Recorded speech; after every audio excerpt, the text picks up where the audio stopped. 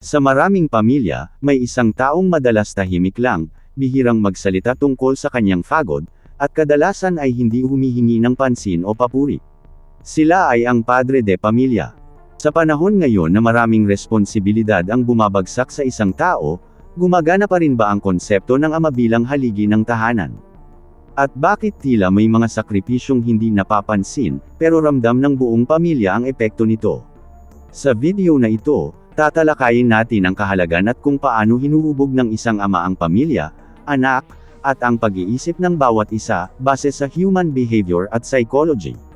May mga ama nagigising ng maaga, papasok sa trabaho kahit pagod, uuwi ng tahimik, kakain, at matutulog. Minsan hindi siya nagtatanong kung kumusta ang araw ng lahat, hindi dahil wala siyang pakialam, kundi dahil pagod na ang isip at katawan niya sa buong araw na pagdadala ng responsibilidad. Sa psychology, maraming lalaki ang naturuang ipakita ang pagmamahal sa pamamagitan ng gawa, hindi sa salita. Kaya imbes na lambing, ang ibinibigay niya ay seguridad. Ang pagkakaroon ng pagkain sa mesa, may bahay na masisilungan, may direksyon ang pamilya.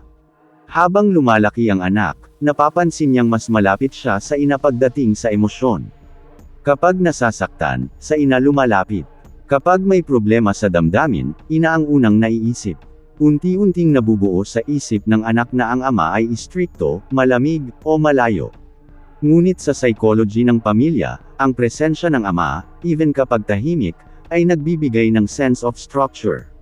Ang simpleng pananatili niya sa bahay, ang consistency ng kanyang kilos, at ang pagiging predictable niya ay nagiging pundasyon ng pakiramdam ng seguridad ng bata.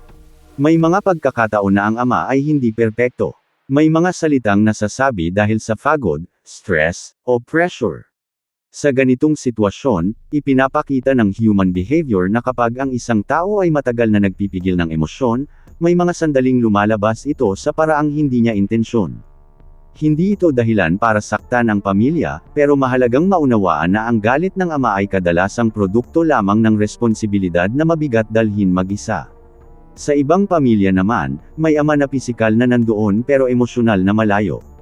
Hindi siya marunong makipag-usap tungkol sa nararamdaman. Lumaki siyang tinuruan na ang lalaki ay dapat matatag, hindi umiiyak, at hindi humihingi ng tulong.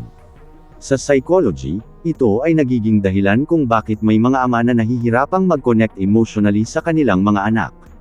Hindi dahil ayaw nila, kundi dahil hindi nila ito natutunan. Kapag ang anak ay lumaki sa ganitong setup, natututo siyang mag-observe. Kung paano humaharap ang ama sa problema. Kung tahimik, kung matyaga, kung sumusuko agad o lumalaban, iyon ang nagiging blueprint ng pagharap niya sa sariling buhay. Ang anak na nakakakita ng amang patuloy na bumabangon kahit mahirap ang sitwasyon ay mas malamang na matutong magtiis, mag-adjust, at magpatuloy kahit walang kasiguruhan. May mga ama namang pinipiling maging malayo dahil sa trabaho sa ibang lugar o bansa. Dahil dito, wala ang presensya nila sa araw-araw na kaganapan sa buhay ng mga anak. Ang desisyong iyon ay kadalasang bunga ng isang behavioral pattern, ang pag-prioritize nila ng long-term security kaysa sa short-term presence. Sa isip ng ama, mas mahalaga ang kinabukasan ng anak kaysa sa pansamantalang lungkot ng pagkakalayo. Ngunit sa psychology ng bata, ang kawalan ng pisikal na presensya ay maaaring magdulot ng tanong, pangungulila, at minsan ay emotional distance kung hindi ito napapaliwanag ng maayos. Habang tumatanda ang anak, nagsisimula siyang makaramdam ng mga bagay na hindi niya naintindihan noon. Naiisip niya kung bakit tahimik ang ama, kung bakit bihira itong magpahayag ng emosyon, at kung bakit tila laging inuuna ang responsibilidad kaysa sa sarili. Dito pumapasok ang cognitive maturity, ang kakayahang makita ang sitwasyon mula sa perspektibo ng ibang tao. Kapag dumating ito, doon lamang madalas nare-realize ng anak ang lalim ng sakripisyo ng ama. Ngunit hindi lahat ng ama ay nagiging haligi sa paraang positibo. May mga ama na nawawala, umaalis, o hindi ginagampanan ang responsibilidad. Sa psychology, ang ganitong karanasan ay maaaring magdulot ng insecurity, takot sa abandonment, at kahirapan sa tiwala sa relasyon. Ipinapakita nito na ang papel ng ama ay hindi lamang presensya, kundi quality of presence. Hindi sapat ang pagiging naroon kung walang emotional responsibility. Sa mga pamilya naman na may balanseng ama, yung marunong magtrabaho, pero marunong ding makinig, mas malinaw ang emotional stability ng mga anak. Natututo sila ng disiplina, mag-set ng limit, mag-regulate ng emosyon, at magtiwala sa sarili. Dahil nakita nila ito sa kanilang ama, nagiging bahagi ito ng kanilang sariling pag-uugali. Sa dulo, mahalagang tanungin, paano natin mas mapapahalagahan ang ating mga ama? Una, sa pag-unawa na hindi lahat ng pagmamahal ay ipinapakita lamang sa salita. Pangalawa, sa pagbibigay ng espasyo para makapagpahinga siya, hindi lang sa katawan kundi pati sa isip. Pangatlo, sa pakikipag-usap, kahit simple, dahil maraming ama ang naghihintay lang ng pahintulot para maging vulnerable. At pang-apat, sa pagkilala na ang pagiging haligi ng tahanan ay hindi nangangahulugang hindi siya napapagod o nasasaktan.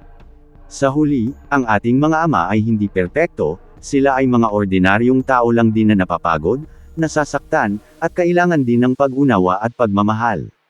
Madalas man hindi natin napapansin ang kanilang sakripisyo, ang makita nila tayong maayos at magtagumpay sa buhay ay malaking bagay na para sila ay magpatuloy at lumaban.